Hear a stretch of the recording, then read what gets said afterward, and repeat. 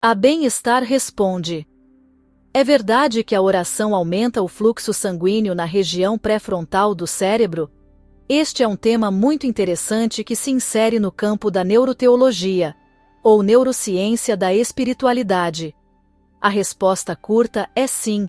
Diversos estudos de neuroimagem demonstram que a oração focada e a meditação religiosa estão associadas a um aumento da atividade e do fluxo sanguíneo no córtex pré-frontal.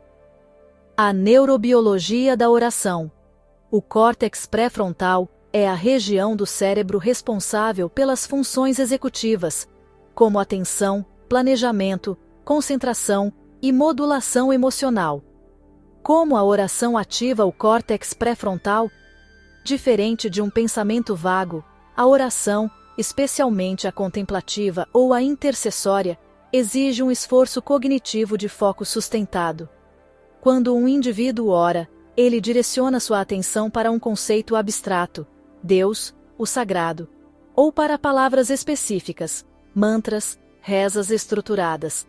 Esse esforço resulta em um aumento do metabolismo local e, consequentemente, do fluxo sanguíneo regional.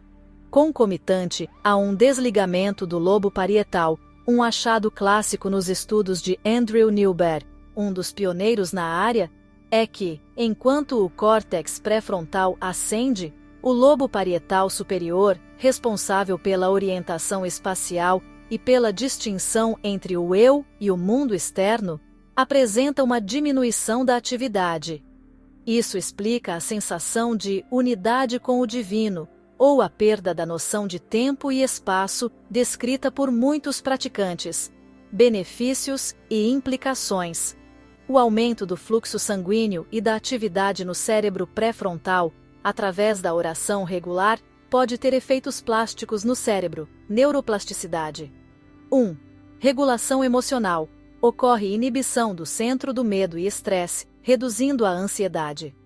2. Resiliência cognitiva. Práticas que exercitam o foco podem ajudar na preservação das funções executivas durante o envelhecimento. 3. Saúde mental. Redução nos níveis de cortisol e aumento de dopamina e serotonina associados ao bem-estar espiritual e melhora da imunidade. Ei, então a oração melhora a imunidade? A resposta é sim. A ativação do córtex pré-frontal via oração não é um evento isolado. Ela conversa com o corpo através do eixo hipotálamo, hipófise adrenal, HHA, e do nervo vago. Isso provoca redução do cortisol. A prática regular de oração reduz a secreção de cortisol, o hormônio do estresse. O cortisol cronicamente elevado é imunossupressor, ou seja, ele desativa as células de defesa. Aumento de citocinas anti-inflamatórias. Estudos indicam que estados de relaxamento profundo induzidos pela espiritualidade podem reduzir marcadores inflamatórios como a proteína C reativa, PCR, e a interleucina 6. Ativação do nervo vago. A oração rítmica, como o rosário ou mantras, estimula o nervo vago, que envia sinais ao baço e a outros órgãos linfóides para modular a produção de células de defesa, linfócitos. Muito interessante, não é? Porém, precisamos esclarecer que nem toda prática religiosa ativa o cérebro da mesma forma. Na oração focada, contemplativa, há um aumento nítido da atividade no cérebro pré-frontal devido à concentração intensa. Mas ocorre exatamente o contrário, na glossolalia, ou falar em línguas, e no transe mediúnico. Estudos com praticantes pentecostais que falavam em línguas mostraram curiosamente uma redução da atividade no córtex pré-frontal. Isso sugere que o indivíduo percebe a fala como não sendo controlada voluntariamente, mas sim fluindo através dele. Do mesmo modo, durante a psicografia, escrita mediúnica, por médiuns experientes, observou-se uma redução significativa da atividade no córtex pré-frontal esquerdo e no hipocampo. Curiosamente, embora o conteúdo psicografado fosse complexo, o cérebro trabalhava menos no transe do que quando o mesmo indivíduo tentava escrever um texto comum. Estado de controle. Em ambos os casos, ocorre uma espécie de desligamento do córtex pré-frontal, na qual o indivíduo parece abrir mão voluntariamente do controle de suas atividades.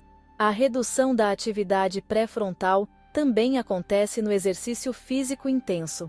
Ocorre um aumento do fluxo sanguíneo cerebral globalmente, no entanto, a sua distribuição é diferente, priorizando áreas de controle motor e do sistema simpático, aquele que prepara o corpo para lutar ou fugir.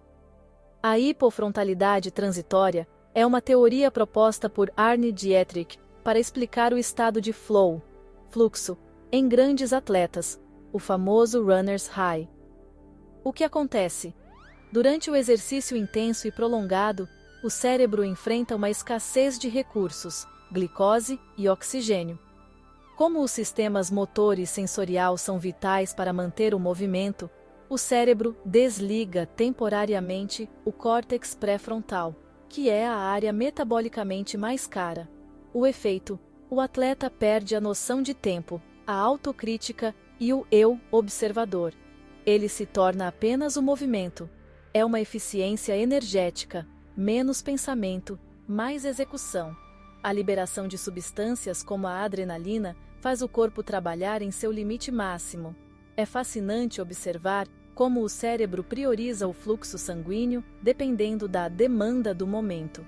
Embora tanto a oração quanto o exercício físico aumentem o fluxo sanguíneo cerebral global, eles o fazem de formas e em regiões significativamente diferentes.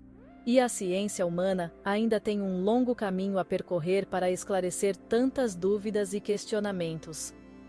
Para terminar, cito uma frase de Einstein: "Minha religião consiste em uma humilde admiração pelo espírito superior ilimitado que se revela nos mínimos detalhes que somos capazes de perceber."